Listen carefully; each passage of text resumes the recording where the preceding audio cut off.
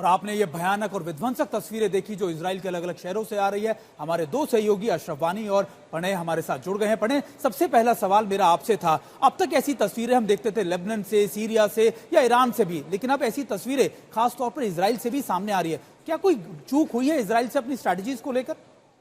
देखिए, इजराइल से चूक हुई है नहीं हुई है इसका आकलन तो कुछ समय बाद होगा, क्योंकि अभी ये लड़ाई चल रही है। लेकिन सुमित, अगर बीते 24 घंटों की बात करें आप, तो इस तरीके की तस्वीरें तेहरान से भी सामने आई हैं और तेल अवीव से 100 किलोमीटर दूर बीर शिवा का ये जो सोरोको हॉस्पिटल है वहां से भी सामने आई है। रेड क्रिसेंट के हॉस्पिटल के ऊपर कल ईरान की तरफ से कहा गया कि इजराइल ने जो एयर स्ट्राइक की है उसके अंदर रेड क्रिसेंट का जो अस्पताल है वो बर्बाद हुआ है, वहां पर जो है कई लोग घायल हुए हैं इस हमले के अंदर। वहीं दूसरी तरफ सोरोको हॉस्पिटल के अंदर जो ये एयर स्ट्राइक्स हुई हैं या मिसाइल स्ट्राइक्स हुई हैं ईरान की, उसके अंदर भी कई लोगों के घायल होने की रिपोर्ट बताई जा रही है। आप तो खुद वहां पर जा चुके हैं, आप अच्छी तरीके से जानते हैं कि घनी बसाहट वाले इजराइल के लिए ये जो अस्पताल था, ये जो हॉस्पिटल फैसिलिटी है, ये कितनी महत्वपूर्ण है। करीब 1000 बेड का ये हॉस्पिटल है, बड़ी संख्या में लोग यहां पर आते हैं। बसाहट इजराइल के अंदर बहुत घनी है, इजराइल छोटा देश है और ईरान के अंदर भी जिस तरीके की अफरा तफरी इस समय मची हुई है, सवाल यहां पर यह खड़ा हो रहा है सुमित कि अगर न्यूक्लियर का सवाल है तो फिर निशाना अस्पताल क्यों बन रहे हैं।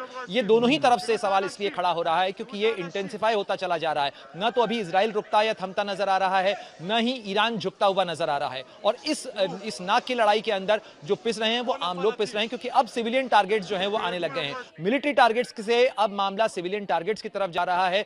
ईरान की तरफ से आरोप लगाया गया था कि इसके पहले बच्चों के स्कूल को टारगेट किया गया, उसके बाद रेड क्रिसेंट के अस्पताल को टारगेट किया गया, और अब जो इजराइल ने आरोप लगाया है, प्रधानमंत्री बेंजामिन नेतन्याहू ने कहा है कि यह बहुत ही कायराना हमला है और इसका जवाब जो है वो दिया जाएगा ईरान को। प्रणब बने रहे हमारे साथ। अशरफ, यही सवाल आपसे भी कि अब ईरान की क्या स्ट्रेटेजी, क्या वो ये नहीं देखेगा कि सैन्य ठिकाने कहां पर हैं, उनके इंस्टॉलेशन कहां पर है, चाहे आम नागरिक जद में आए, हॉस्पिटल आए, स्कूल आए, वो नहीं देखेगा, वो हमला बोलेगा? राजू, ये दरअसल टिट फॉर टेट है। जैसे अभी प्रणय कह रहे थे कि दरअसल जिस जगह पर इजराइल चोट पहुंचाना चाहता है ईरान को, और जवाबी कार्रवाई में ईरान भी वही करता है। हमने देखी शुरुआत पिछले शुक्रवार को हुई थी, 7 दिन हो गए हैं इस युद्ध के। अभी तक एस्केलेट जो है ज़्यादातर ईरान नहीं करना चाहता था, क्योंकि उसको पता है कि उसको कितनी क्षति पहुंच रही है हवाई हमलों में। लेकिन उसके बावजूद भी जो इजराइल रुक नहीं रहा है। जैसे भी प्रणय कह रहे थे कि कल शाम को जो रेड क्रिसेंट, जो कि सबसे ज़्यादा जो है वहाँ पर ह्यूमैनिटेरियन एड या जब घायल लोग होते हैं उनको बचाने के लिए वो एजेंसी, वो ऑर्गेनाइजेशन वहाँ पर ईरान में और ख़ासतौर से तेहरान में खड़ी है, उसी पर जब कल इजराइल ने हमला किया, उसकी जवाबी कार्रवाई ये थी कि अस्पताल को ईरान ने भी निशाना बनाया इजराइल में। लेकिन फर्क सिर्फ इतना है कि ईरान को इस तरह के हमलों की जानकारियां भी हैं और इस तरह के हमले वो झेल भी चुका है।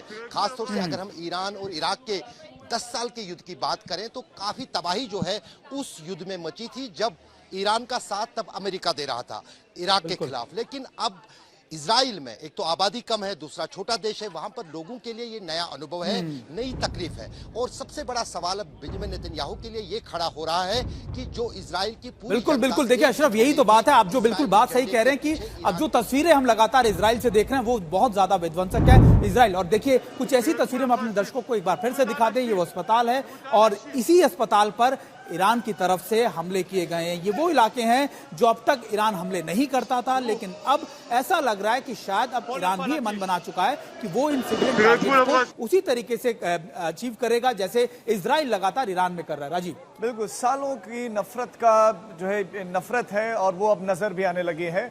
जंग क्या मसलों का हल कर देगी, जंग तो अपने आप में मसला है और अब हॉस्पिटल को टारगेट किया गया है। ईरान का भी ये कहना है कि वहां पर भी आम नागरिकों को इजराइल टारगेट कर रहा है, तो अब हम वही करेंगे, हमारे पास भी ज्यादा विकल्प है नहीं। और ये तो एक अखबार इस बात का प्रमाण है कि ये युद्ध थमता हुआ दिख नहीं रहा है और अब इजराइल क्या इससे ज्यादा पलटवार और आम नागरिकों को भी टारगेट करते हुए और ज्यादा हमले करेगा, ये देखने वाली बात होगी। अब एक सवाल ये भी, वो आयरन डोम जिसे बड़ा मजबूत माना जाता था, उसकी एक्यूरेसी की हर जगह प्रशंसा होती थी, तो क्या अब ईरान उसको भेदने में सक्षम हो गया है और ईरान ने अब जाकर प्रदर्शन किया अपनी शक्ति का कि हम आयरन डोम को आराम से भेज सकते हैं और किसी भी इंस्टॉलेशन को टारगेट कर सकते हैं? बिल्कुल। और देखिए एक बार आप ये दोबारा तस्वीरें देखिए, कैसे चीख पुकार करते आपको इस हॉस्पिटल में, इन इलाकों में लोग नजर आ जाएंगे।